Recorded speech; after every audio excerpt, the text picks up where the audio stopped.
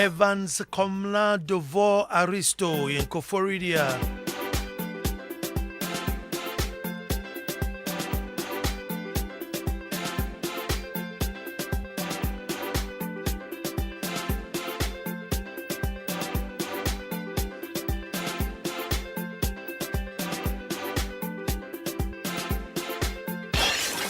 Lennox Ado, Dawuwa Kuyapim.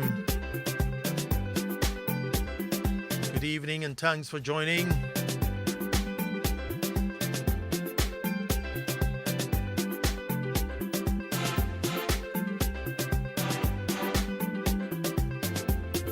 Kwame Frimpong Opoku,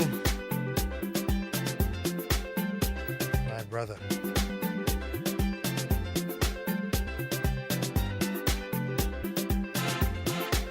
All the way from the Ahafo region. Kwame, I see you.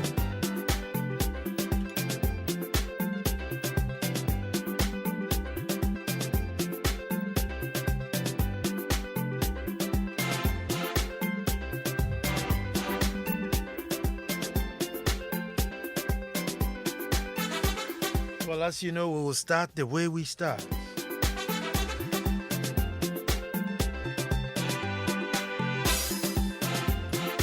Try to be as brief as possible to get as much input from you as possible,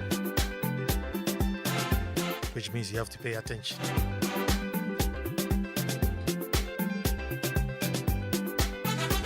Folks, until the lions have their own historians,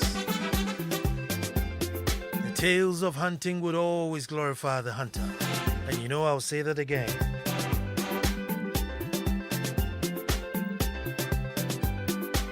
Well, folks, I said until the lions have their own historians,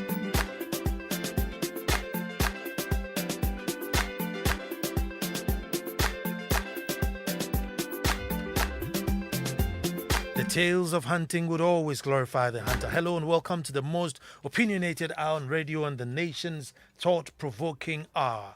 Another Monday is here again, and, well, we are here to do the usual one of radio's most finest ritual is about to begin. And so, as I always say, let us all gather and make truth good. Let us all gather and make truth good. And it only happens on Joy 99.7 FM. I am Nana Ansah Kwao IV, Chief of the Little Republic of Akwamu Edumasa. And I call this show That's My Opinion. Our topic today, we want work. We want money.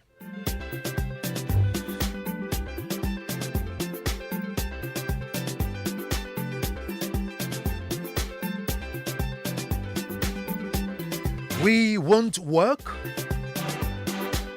but we want money. Now, first of all, folks, the need to slow down the population growth is paramount. Let us keep that at the back of our mind while I just get that out of the way, because I'm not going to do, even though population affects my topic today, I'm not going to dwell on population too much. So let's just keep that at the end of the back and then put it on the side. But the need to slow down the growth of the population is crucial and it's paramount.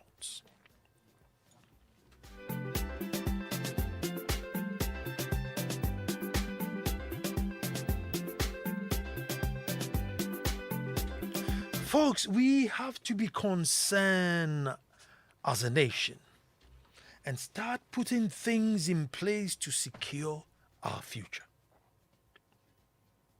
Now, it really cannot be left to chance. It cannot be left to political gimmicks, nor can we leave it to the Holy Spirit. There should be a room somewhere, folks. Maybe Pediasi Lodge, maybe that lodge at top of the Akosombo Dam. There's another big lodge there. There should be a room there filled with non-partisan psychologists, strategists, planners, patriots, labor economists like Professor Babwati. Labor economists like Professor Babwati. Asking difficult questions and coming up with concrete solutions. Because we are staring at a ticking bomb. We are staring, folks, at a ticking bomb. Folks, the number of youth engaged in unsustainable job is a matter for concern. And the more worrying are the numbers joining this type of job. The numbers wishing to be in there is even more worrying. Head porters, folks, young, vibrant ladies in their thousands, ladies in their prime. These are God's partners in creation. They guarantee continuity for Ghana. This is our guarantee that the nation will not die. We will still continue. And we all know that if you educate a woman, the nation is educated. That's not from me. It's a known fact. So I ask, can we really afford the casualty ahead? As they have also started giving birth and leaving them on the streets with no serious structures in shaping and guiding them to be responsible citizens that we need to build the nation. Kept them in a loop of no hope. They are on the street, give birth on the street, they grow on the street, further give birth on the street, and they're just increasing in number. Tens of thousands, just too many. And I'm asking, can we afford this casualty? Then we have our young men. They are now interested in Okada. Just coming to make right now, drive past Fiesta Royal on the N1 before you get to the Achimota overpass. A body split in two, the legs on one side, the upper part on one side, and they put some grass on it. Okada rider perished. Perished. We have our young men. They are now interested in Okada. The actual number still unknown, but we can all tell they are a bit too much. Young men in their prime, supposed to be nation builders. These are supposed to be the muscles and brain, but now just limited to a 125cc Chinese motorbike. And they are perishing in droves, maiming themselves and others. Another casualty in the waiting. Folks, as if it's not enough, then we have the Galamsey. There again, we have a great number of fresh blood youth. Tens of thousands. Folks, tens of thousands digging anywhere and everywhere in search of gold, with no regards to the environment, no regards to future repercussions. It's as though, folks, we are the last people to utilize this country. We live as though we are the last people that are going to utilize this country. After the last man dies, that's it. So you know what? We can kill everything and be done with it. That's how we live. We live as though we won't even give birth to children anymore. No, that's it. Yeah. So let's just finish everything and go. Very strange and scary phenomenon.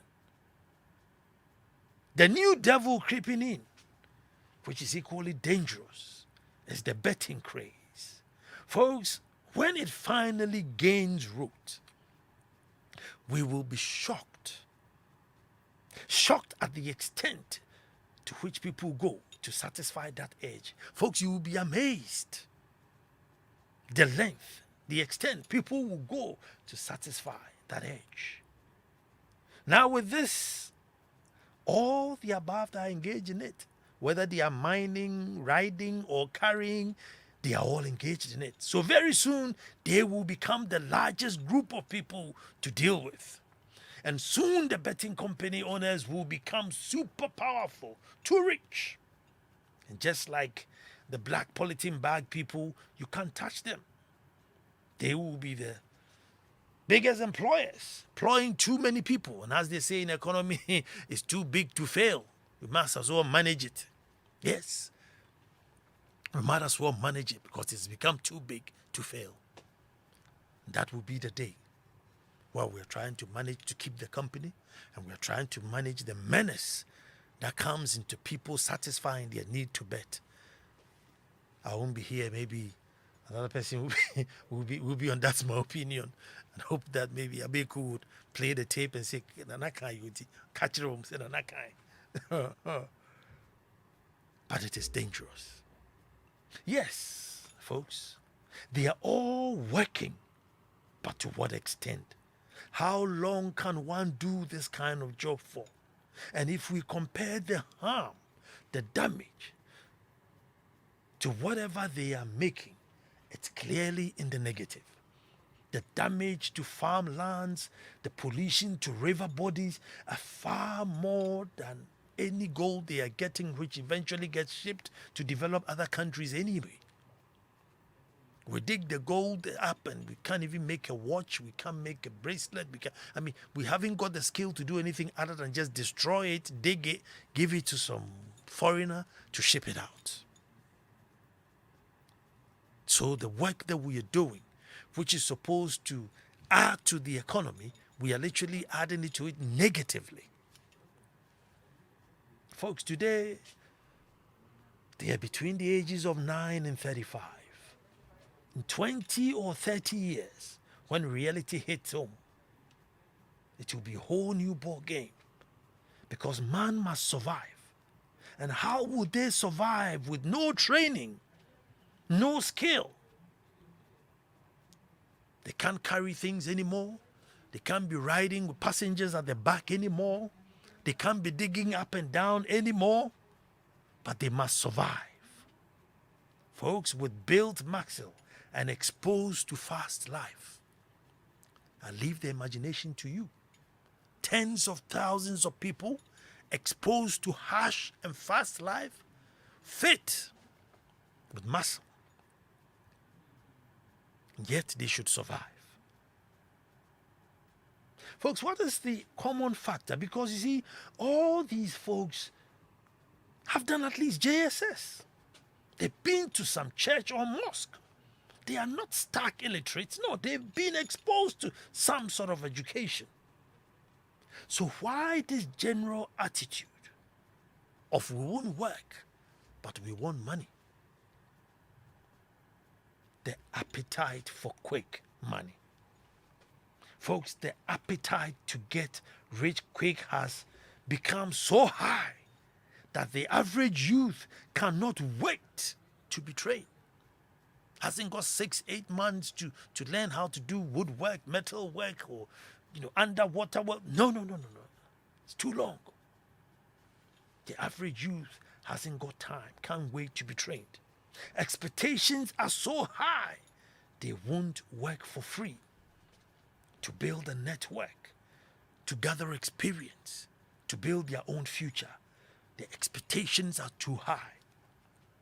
So even if it's Sakawa, where there's voodooism and conning and tricking people, it's okay so far as the rewards are instant.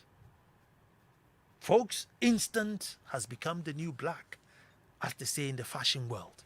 Instant is the new black. Instant has become our devil. Instant has become our Lucifer.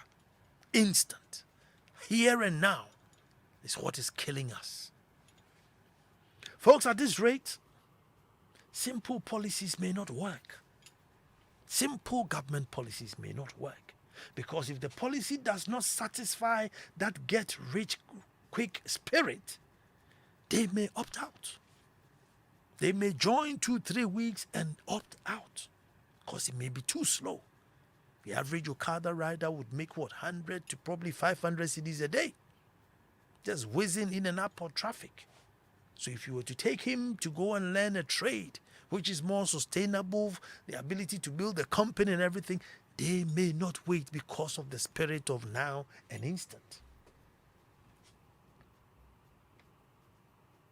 So as I said, folks, our wise people, those who should be in the room thinking through our solutions, should take a very comprehensive look. Very comprehensive. It's not just good to say, learn a skill. The policy should create a market to guarantee their income. even if it's for a while. Though with skills, those who are patient enough to learn it will soon find their own feet and branch away. But at least if there's some sort of guarantees in there, we'll be able to mop up a few thousands out of this direction. Because whatever happens, we must lower the numbers. Whatever happens, it is imperative that we lower the numbers and channel them somewhere, that by the time they are 50 and 60, they can still see the light.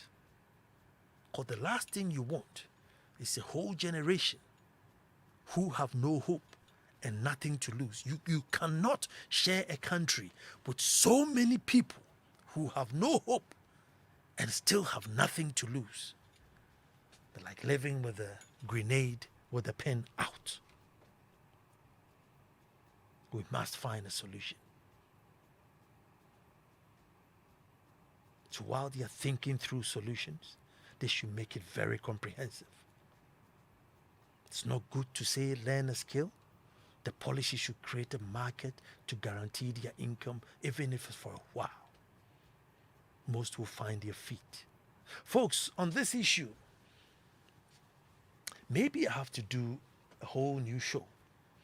But personally, I think there are too many people in a classroom wasting away.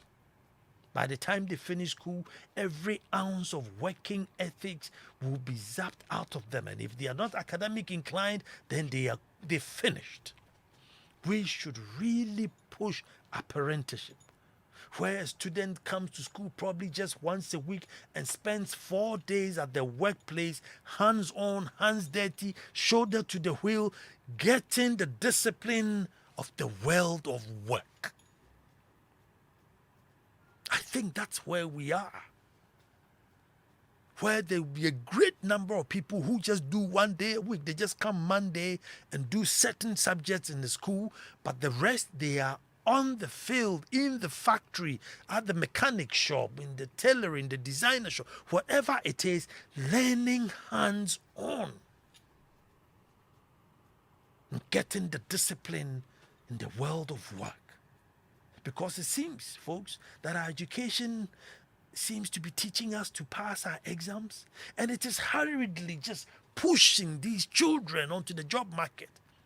Class 6, 3 years, JSS, 3 years, SS. Now, but, either you're university or you are out there working. So ill prepared. So ill prepared. Work with people in a university. And they can't even anticipate a regular problem that occurs every day. The problem occurs every day. They are there. They are at the workplace. They know that by Thursday, the water would finish. And so by Wednesday, you should call the water guys to say, bring water. Every Friday, the manager will have to come and say, Joe, have you ordered the water? The next week, he has to come and say, look, have you ordered the water? Meanwhile, he's there as a graduate with all his certificates. And you ask yourself, why? Is it all we're supposed to do is read, write, and calculate? We are being pushed into the job market very ill prepared. Therefore, here we are, folks. We won't work, but we want money.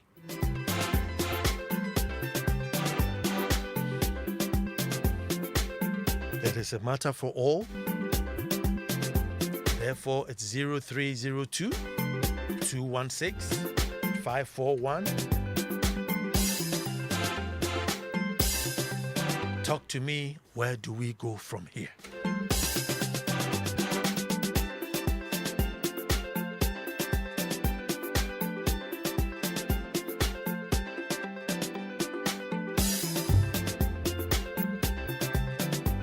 Kwame Frimpong in Ahafo region says the youth of today seem to forget that even in this life as humans, our physical growth comes with the passage of time. And for that reason, there is a need to take our time to grow. Okay, who's my first caller? Nana, good evening. Good evening. Yeah, this is Kofi from Tema. Kofi, let me hear you. Yeah, once again, very interesting thoughts you have there for your opinion today. For me, I'll tackle it from three angles, and if you permit me. Number one, it has to do with people's idea that education is not necessary. It doesn't matter to go to school. Therefore, anytime you see people advertising for jobs, for this, for that, motivational speakers here and there, and all they tell the people is that, look at the world. Salary doesn't give you or make you a billionaire. Therefore, you can't rely on salary. So all the people are thinking is that I need to be rich overnight. And how do you do that? Set up some business and probably get Okada, as you're saying, or do something that will make you get quick money without thinking of the repercussions because they are risking it all. As you said, because they don't have any hope, they have nothing to lose. Probably they don't have a family. They have nothing to lose. Therefore, they just enter into anything. And I think that is also a problem that ought to be solved. Because even if you look at the rich people in this world, they all educate their children. So sometimes when people say that it's not necessary to go to school, look at Bill Gates, school dropout, but he got the idea of Microsoft from Harvard. The Google founders, they have PhDs, but they don't use them. So people are just deceiving people center right. Now, talking about our schools, for me, the schools are doing their best. But today's student is very lazy. If you ever thought, you understand what I'm saying, because today you don't use the cane because you are being bad from using the cane. Now people go to school, no rules anymore. I'm not supposed to even say anything because of today's cane, because I for one think that rules ought to work, but they are no more working. So what can a teacher do? The student goes to school and doesn't study. Somebody comes out from school, university, can't even write a formal letter. Everybody is outsourcing their work. For instance, thesis, project work. Everything is being, and the online system had even destroyed it further. Now to the churches. The churches are always preaching grace, favor.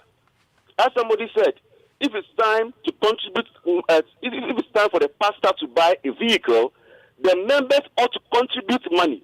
You ought to contribute money to appreciate the pastor, which means that money plays a critical role. But when it comes to the member, they tell you, let's pray for you.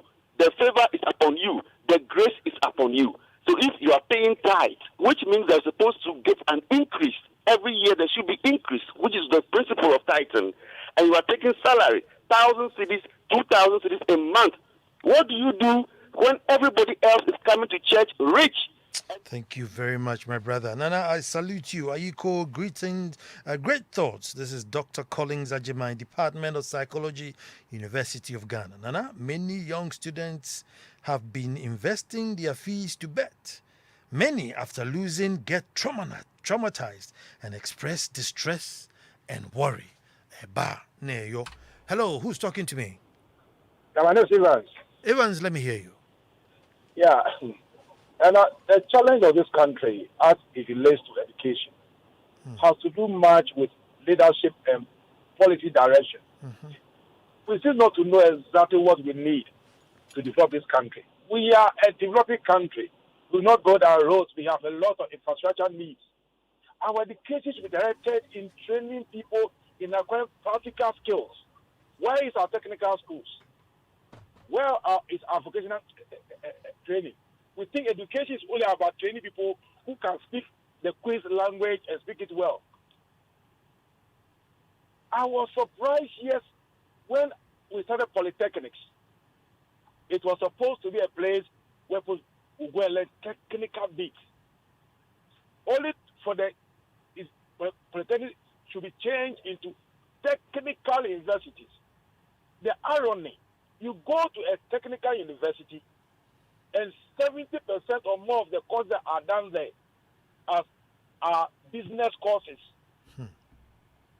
We will not move ahead and develop as a country if our education don't recognize technical training. We have a lot of things that we need to do, building everywhere. Today, if you're looking for tilers, masons, they must come from Togo. Our technical schools have been deprived, no facilities, no proper training. In fact, if you even want to use the technical school as a channel to get to KNUST, it will take you more years than if you go to the normal SSS. We have a challenge. I don't know whether we understand what we are doing. Just by the fact calling a particular institution technical university should be enough for us to know that we are focusing on technical training.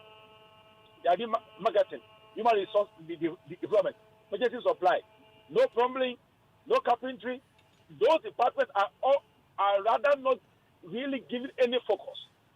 Until we change, I don't see any good happening. Thank you very much for calling, my brother. I'll share your sentiment. Stone from Koforidua. Good evening, Nana. As a teacher at an SHS,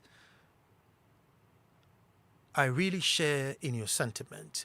We are sitting on a ticking time bomb, and the earlier we wake up, the better for us.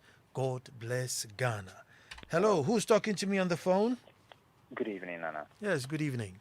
I'm Nana Kwesi. Nana, where are you calling from? Adenta. Let me hear you. Okay. So, Nana, who is to blame? That's my question. We can blame students all we want. We can blame graduates all we want. But what's the genesis of all this? It starts from the home. It starts from the society. Now, you are being defined by the certificate you hold, how heavy it is.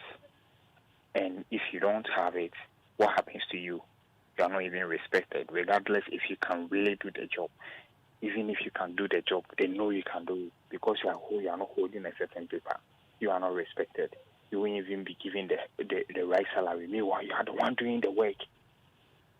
So who is to blame? Nana, I have a friend right now at UCC. Just, I think, 2 days today, he was telling me that he's beginning to reconsider this A class he's been into. He's in his final year. He said now he's not really concerned about the A class again. And I asked him why. Do you know what he told me? He said he has realized that he's just doing show and pull, and he's getting the A class. Meanwhile, he doesn't really understand what it is that he's learning. So guess what? He said now he's taking his time to invest in whatever it is that he's learning to make sure that he's getting it right, rather than chewing and pouring at the exam hall and getting A class. And that is the problem. Who is to blame? Parents want their children to have the highest qualification and just to please them. And the children have no other choice than to do it. Go school, I read book, and the professor, and the not then I'm on them. Now if he goes on the field, no to me, who do you blame? If we want a solution to this, it's not just about the graduates who start from the home. We should begin to respect everybody and what they can do. Look, the billionaires in this world, there are some of them who are graduates, and there are some of them who are not graduates, which means that it goes both ways. Look, the path to success is different for everybody. It's not everybody who will go to school and be successful. Mm-hmm. There are some who will pass through school and be successful. There are some who will just go through them with hard work, without school, and will be successful. And we should respect both, and we will be fine. But it's just unfortunate that in this part of our world, it's not like that. Everybody is chasing the certificate, and we've let common sense in the background, and we are using certificates. And yes, to look at us, aside all the certificates we've acquired, look at us now. Thank you very much, my brother, and I share your sentiment. Nana, you forgot the call of God. The rate at which many youth turn to the pastoral ministry, often without the proper training, should also be checked.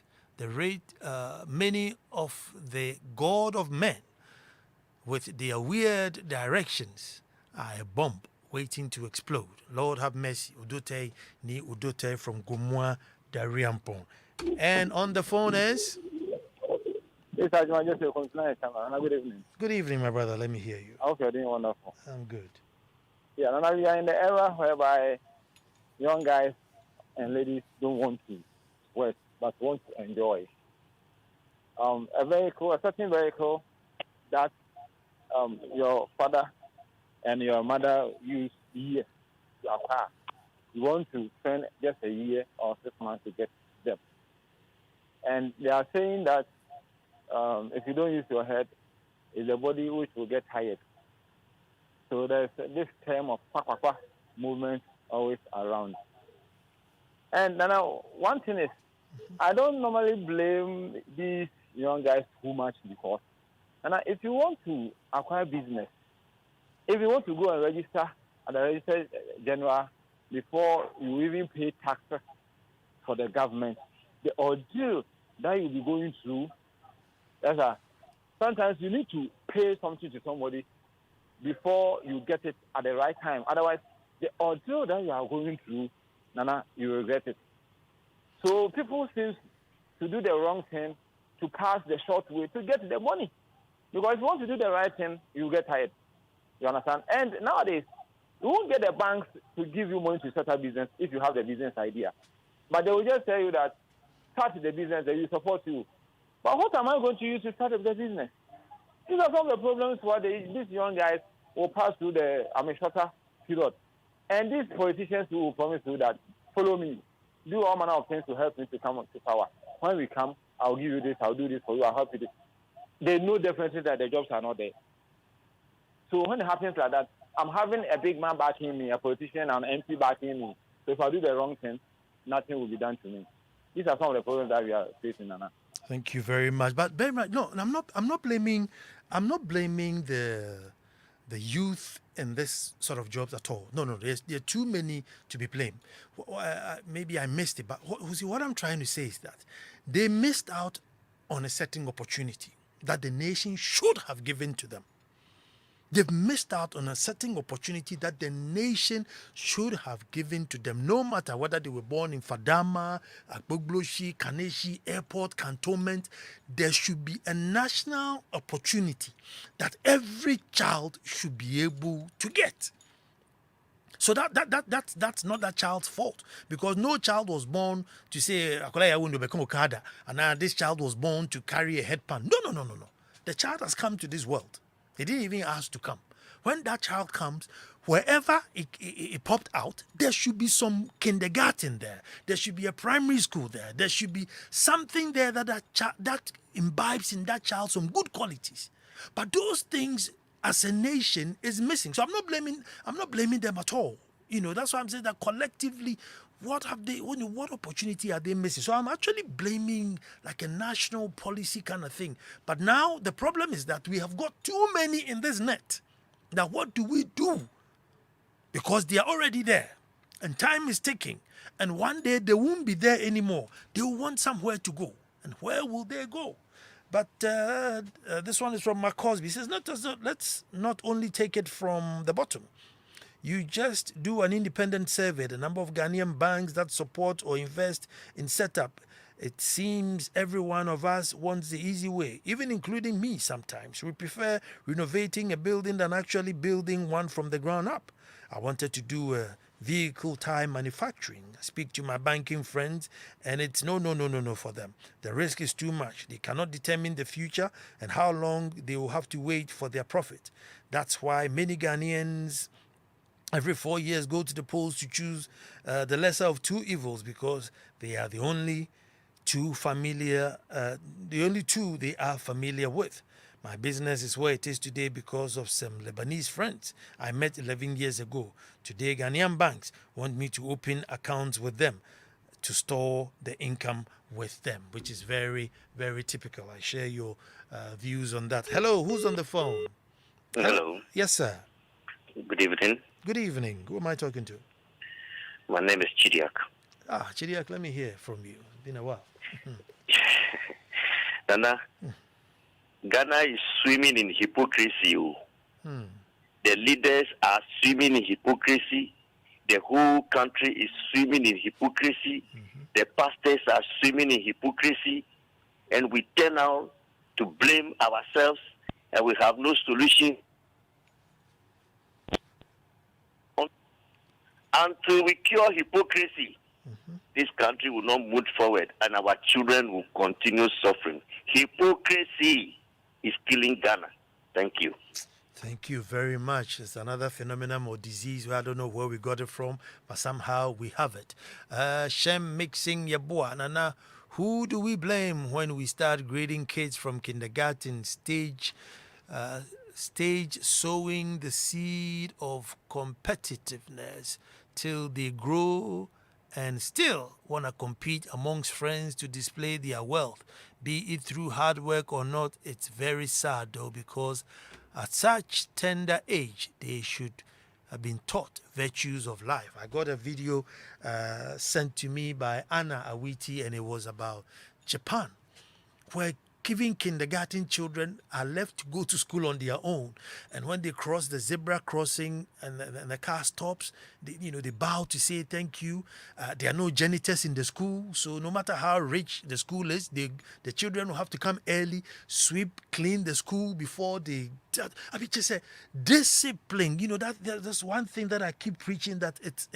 I don't like copying Obroni blindly, but as for this one, I will copy it blindly. Let's implement it here, where children from kindergarten have taught citizenship, practical, how to love animals, environment, care for each other, help each other, courteous, how to dress, how to eat, how to talk.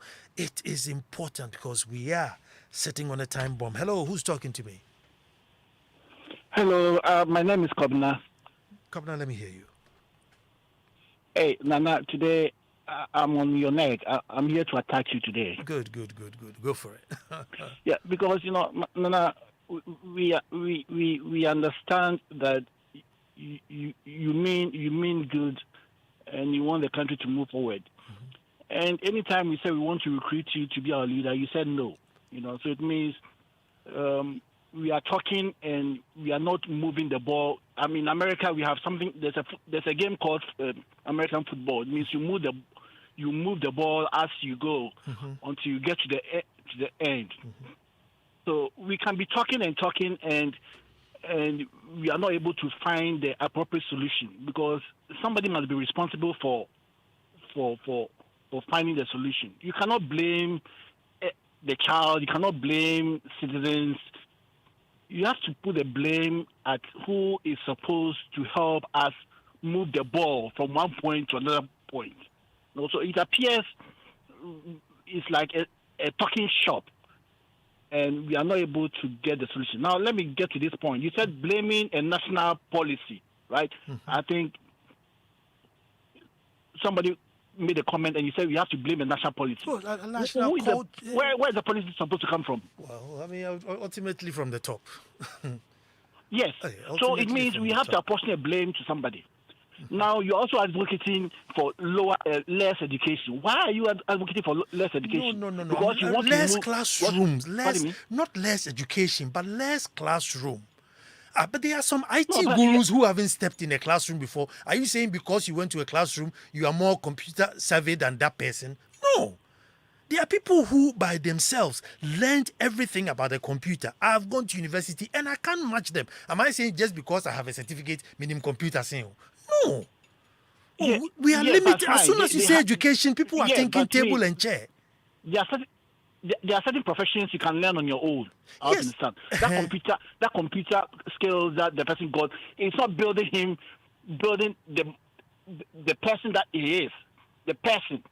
Schooling build your person. It's not only for job prospects, right? Job seeking for employment is one of them, but you have to build a human being. So okay, right? my brother. Okay. Let me engage you a bit. Since we at the moment, my principle is not in place. Yours is in place. Where we are all in school. Who have we built? Are you happy about the filth? Are we happy about the corruption, the lies, the dishonesty? Are we happy about it? The timekeeping? Because at the moment, your principle is in place. It means there's a shortfall in the education we are receiving. It means that there's not necessarily in the classroom. That's what we need to attack. Yeah, it means that it's not necessarily. It means that those things you're talking about are not necessarily gained in the classroom. Education. Yes, but education does not happen only in the classroom. Are you saying that if you see a seamstress, the family setting, the community, right? The community. But unfortunately, the family too have missed the opportunity. How do they impact it? We gain education from a variety of sources. Thank you. I agree. We gain a lot of values in the variety of sources, but not necessarily a classroom. Like you said, you're looking for national policy. We need to identify where we are getting the national policy from an individual. And if that individual is not ethical, if that individual doesn't have all these values, then we are not moving. We are staying as a standstill. Thank you very much. Thank you too. No, the policy won't come from an individual per se, even though the backstop somewhere. But these are policies where nationally you get collective, people to sit there and think through and come with the policy about. No. That's why I'm mentioning Professor Abuatin. He's a labor economist or them hobby. Dr. Collins just sent me a text, or a psychologist, also or them hobby. These are things that it is not MPP or NDC matter. It is Gorgisberg complained about it in 1925. Gorgisberg complained about it in 1925. Today, we are in 2021. So we can't apportion blame to anybody, but we should all sit down, as my caller said, and forget about this hypocrisy and come up with something to help the future. Hello, who's talking to me? Hello? Yes, sir. Yeah. Am I online? Yes, you're online, please. Let me hear you. Okay. Nana, in fact, I think your program this time is the best of the time that we need to discuss certain things in terms of technical education. I have studied technical education. I've been in technical education, and I've worked for many years. I've never been promoted, and I've never had any opportunity to move forward. And I had colleagues of mine who will come with diploma in the business administration, business in so. And at the end of the day, what happened? They promoted them way ahead of me. So I said to myself, what can I do? Let me also go back to school and study marketing. So I stopped engineering or technical education. Wow. And I went back to school to study marketing. Wow. Today, I'm also working as a marketer, and I earn far more than what I was earning. Not until we get to that point and actually promote technical education, I don't think this country will go forward. That is my contribution. And it's a very good contribution. That if we don't even respect those who have chosen to learn skills. I mean, you see, I got this WhatsApp and they gave 2 towns. And between the 2 towns, they said they had 1,053 churches, but not a single factory. Think about it. They are praying, they'll be poor. Not a single factory. Imagine, reverse it. If you had 2 towns with 1,000 factories and no church, the life of the people there will be heavenly. And the life of those will be church, will be hellish. So that's the irony. That's the irony.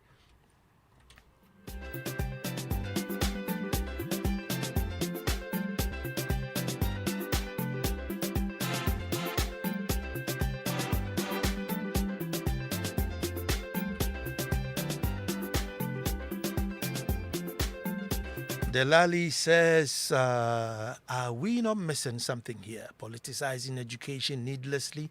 We have to look at the way of having a round table to find loopholes in our educational system and find constructive solutions to correcting. I love the round table business, Delali.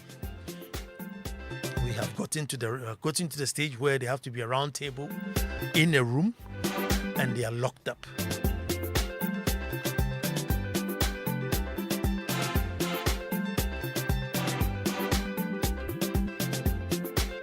Nana, I like the consistency with which your opinions are delivered. This is Yogi Edmonton in Canada. Yogi, I've never been to Canada. One of these days, I have to venture.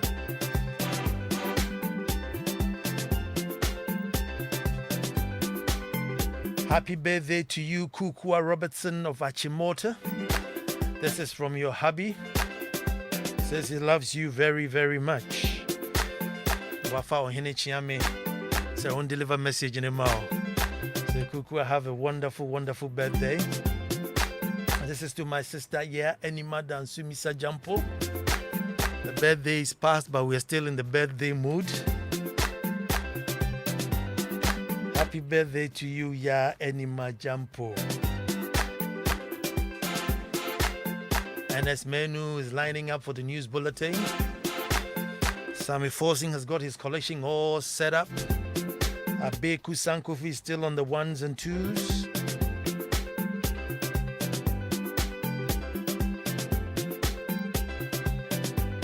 Well, happy birthday in advance, Efia Boatima Bosompra of Resolute Consult to Sue.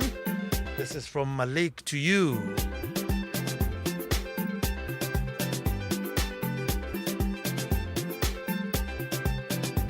Folks, we can't apportion blame to anybody. We must understand that somehow, somewhere, we missed the boat. And that round table, that room somewhere, and all these knowledgeable people that we have who write papers and consult for other countries to develop, we need to bring them, harness them. I am saying that too many people missed the opportunity and they are now in there. On Okadas, carrying pans, digging, betting, they are all in there. We need to somehow stop people from joining this class of people, to stop it, slow it down drastically. And those who already missed the boat and went in there, we need to find a way to channel their energies. Because I'm saying that you don't want this teeming army who have no hope and probably nothing to lose. As for me, I am Nana Ansah Kwao IV, Chief of the Little Republic of Akwamu Edumasa. And I say until the lions have their own historians, the tales of hunting would always glorify the hunter. Next Monday, God willing, we'll be back to do it all over again. To you who tune in every Monday, I love you so much. I'm very grateful that you do.